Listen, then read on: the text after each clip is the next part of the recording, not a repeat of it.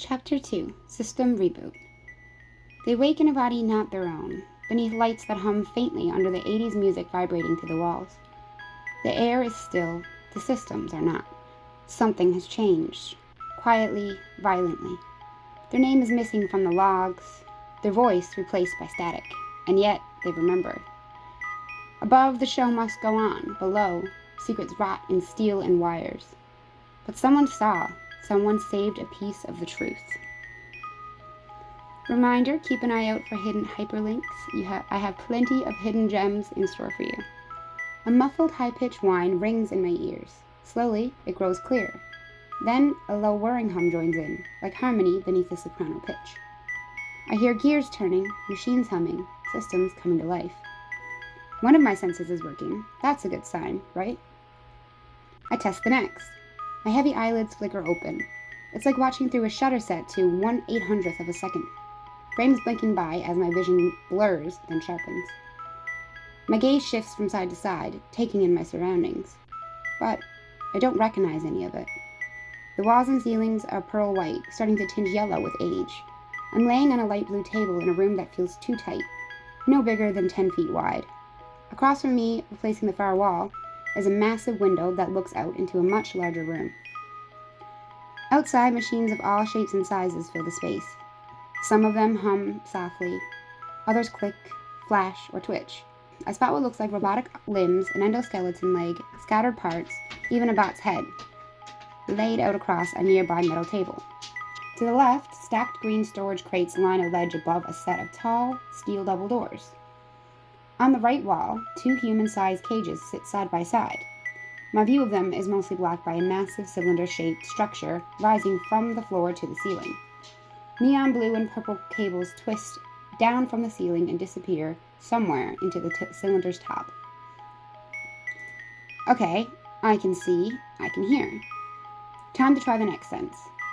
But before I move, a loud burst of 80s-style music blasts through the wall's rims. A showman's voice booms overhead.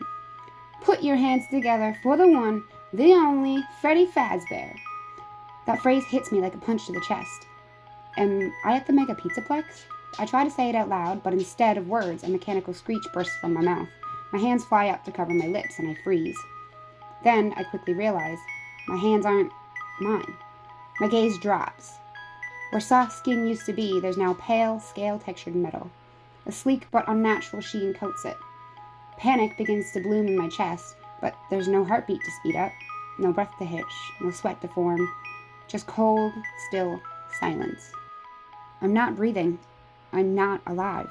I'm dead, aren't I? The memories crash down me all at once. Octavia's tank, Zeus's twisted grin, the impact, the darkness. Octavia reaching for my mask. Was that real? Or was that the moment everything changed? I force myself to sit up, though the motion feels unnatural, like a puppet learning how to move. My vision flickers as I shift. Then I see it, a long crimson-red tail, slithering down the table's length. The color darkens to cold black at the tip. I'm not just a robot. I've been turned into one of them, a mermaid-like mechatronic. Shell-shaped metal cups form a stiff jet black bra. My long ebony hair drapes in thick, heavy waves over my new frame. My fingers twitch. I look at them, steel, reinforced, and human. An image of Octavia flickers in my mind. It's clear you're trapped too, Octavia.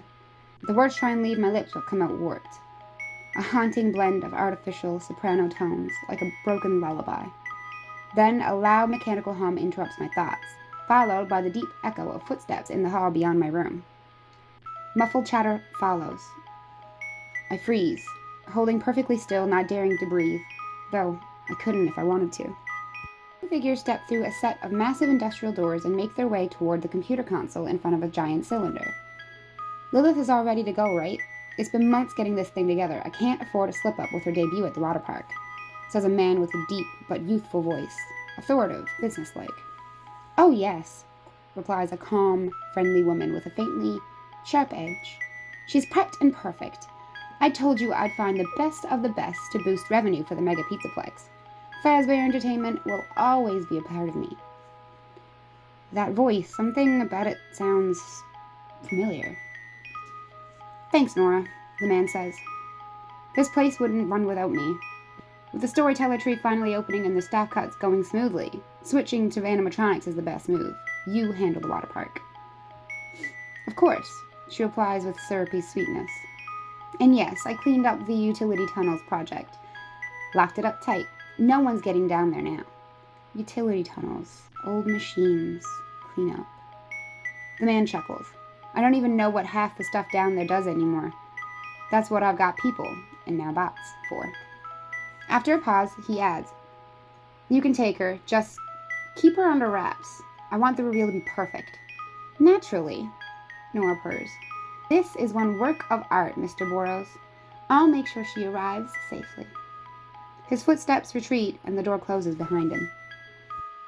Click, click, click. Nora's heels tap slowly across the floor. I can feel her presence getting closer. Feel her staring. I feel my eyes shut tight, unwilling to let her see that I'm awake, but I can feel her leaning over me. Maria, my dear. Her voice is soft, saccharine, chilling. Open your eyes. It's time to meet your roommate. A green glow lights up the darkness, beyond my eyelids. Her fingers trace something along my chest. I glance down. A heart-shaped necklace has been soldered to my new frame. It pulses with a strange light. I don't recognize it, but it feels important. Before I can think further, her hand reaches behind my neck. Click. Then the world goes black. Chapter 2 was Epilogue. Green level notice. Early the next morning, the terminal gave one final satisfied beep. Nora leaned back in the chair, fingers gazed through her long auburn-tinged locks, watching as the last of the overwritten logs vanished from the screen. Surveillance wiped. Entry logs corrupted. And Maria? Reassigned, rebuilt, rewritten. It was done. The system was clean, the trail buried. She allowed herself to breathe, just one, before the screen blinked. New message received, one unread. A ping echoed through the silence. She clicked. Subject: Motion capture surveillance review from Roy's Fantasy Waterworld at fazbearentertainment.com. Timestamp 072417 2:47 a.m. Attachment. Click here. Her pupils shrank. No, that can't be right. Nora's fingers hovered over the trackpad as she reread the subject line again, then again. Her perfectly sharpened smile slowly faded. She clicked the file. There it was, grainy but intact. A short segment from exhibit line Cam 12E.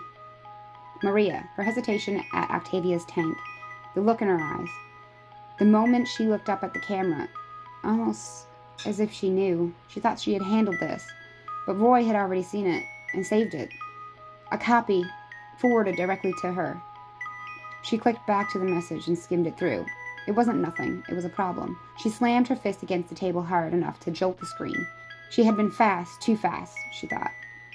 But Roy had been faster. She turned back to the screen and stared at the glowing file name.